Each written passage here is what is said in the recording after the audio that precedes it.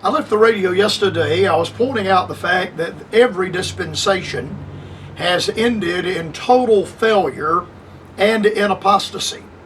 Every dispensation, all 7 of them, those that are not yet fulfilled, completed, are going to end in apostasy, and the 5 that have been fulfilled have all ended in the matter of total abject apostasy.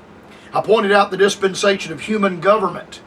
When Noah came off the ark, the dispensation of human government began, and it ran from the ark down to the Tower of Babel. And the promise of Noah and his wife and Shem, Ham, and Japheth coming off the ark, the prospect of promise that the earth would be replenished and repopulated by these that survived the antediluvian age. Noah found grace in the eyes of the Lord.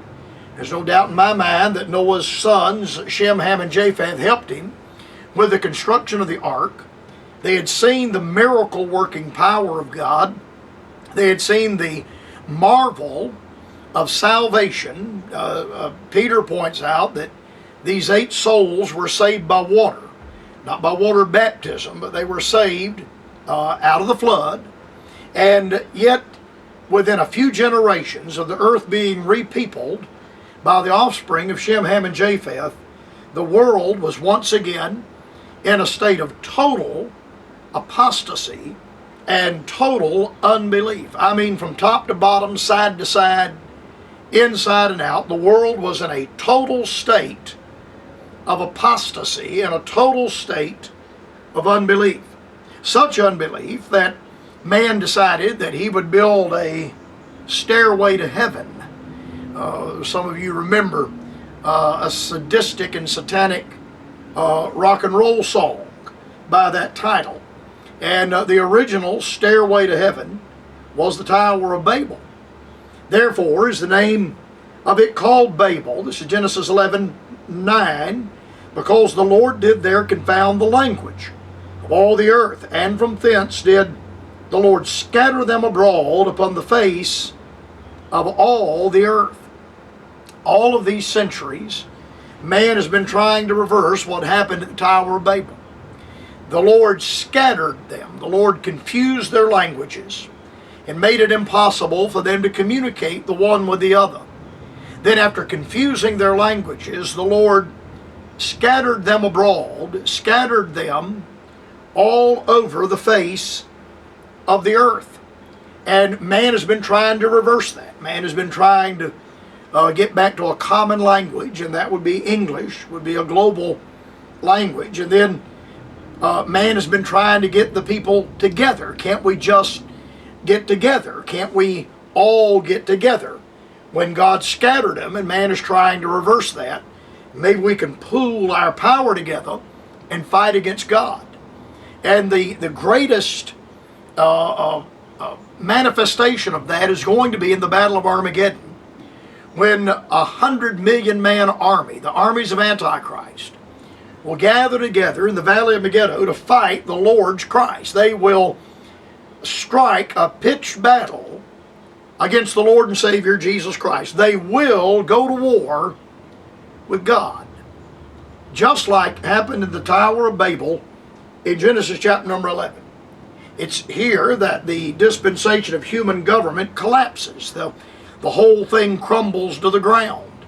The men are scattered around the world. There is no unity. Now there's disunity. There is no bringing together of the people. There's a huge and massive scattering abroad of the people. They are scattered all over the world. Then the dispensation of promise. And this deals with Joseph and with Israel.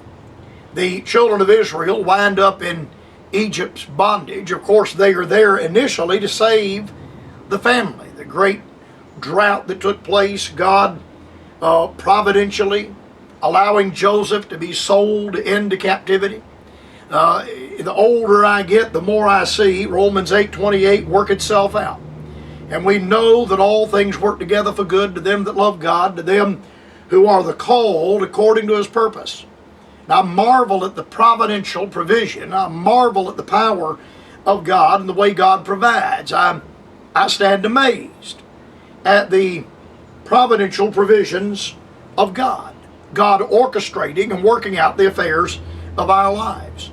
And there have been many things that have happened in my life that initially, when the event first took place, I thought this is a bad thing. I really hate this has happened. This is a bad thing. Only to discover the providential hand of God orchestrating and working and prevailing to the point that it opened up for me wide avenues and tremendous opportunities of service. And I've been fired a few times, and those things have always worked out. In the final analysis, I wouldn't be the man I am today if those things had not happened to me in the past. Joseph's brethren were envious of him. He had his father's love. He was a dreamer. He was, I think, a man of above average intellect, above average intelligence. And his brethren were quite jealous over that and were in opposition to that. And finally sold him into slavery, and Joseph winds up in Egypt. And in the providence of God, he goes from a prison cell to being the second prime minister under the Pharaoh and in charge of accumulating during the 7 years of plenty, accumulating up enough supply to provide for the 7 years of famine. And I think we learned a tremendous lesson at that particular point. Everything in life goes in cycles.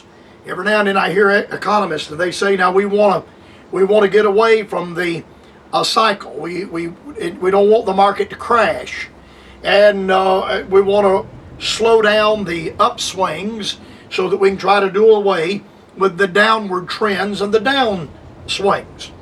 Well, anybody that has any sense, any intelligence, would understand that God has orchestrated life to run in cycles. And you may be riding high right now, and I hope you are, and I hope that you're abundantly blessed. But I promise you that what goes up must come down.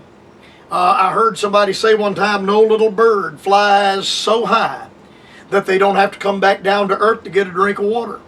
They might go right back up into the atmosphere and soar so high you can't see them with the naked eye.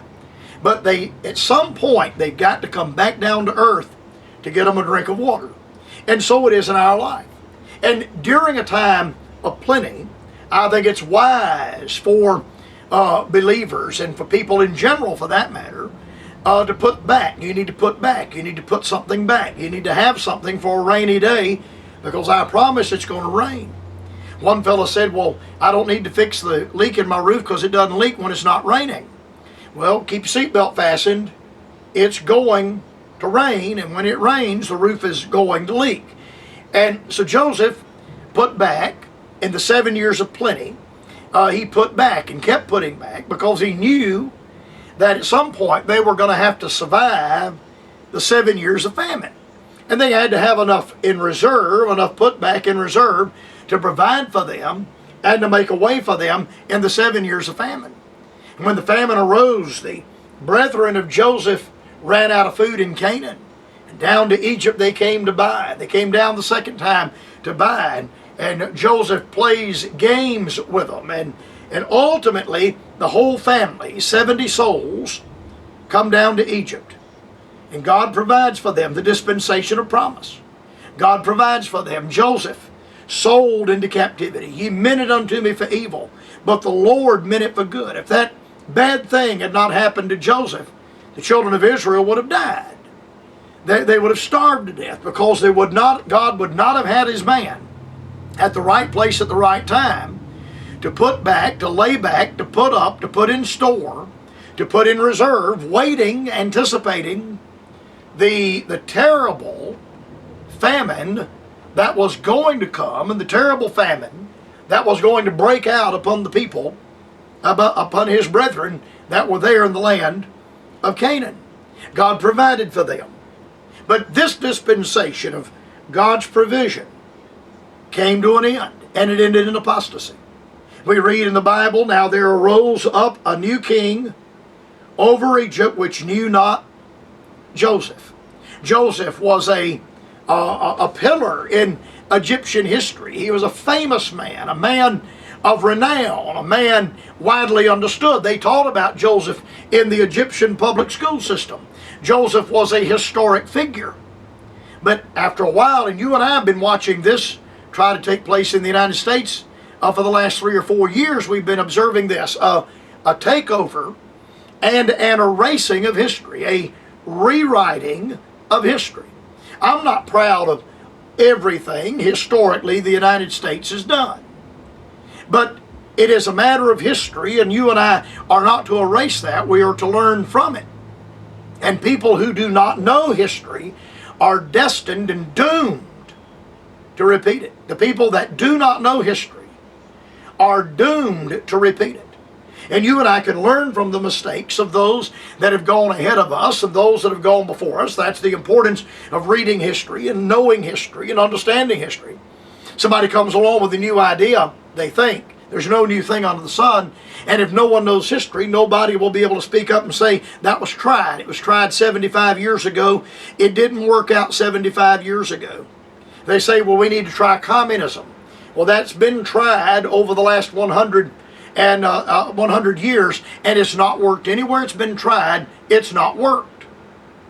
And you can point to history, the record of history, and see that. Another king arose which knew not Joseph, and they expunged Joseph from the history books in Egypt. And the first thing you know, the children of Israel went from being a noble class, the brethren of Joseph, to now being slaves. By the grace of God and your listenership, I will deal with this on the Bright Spot Hour tomorrow.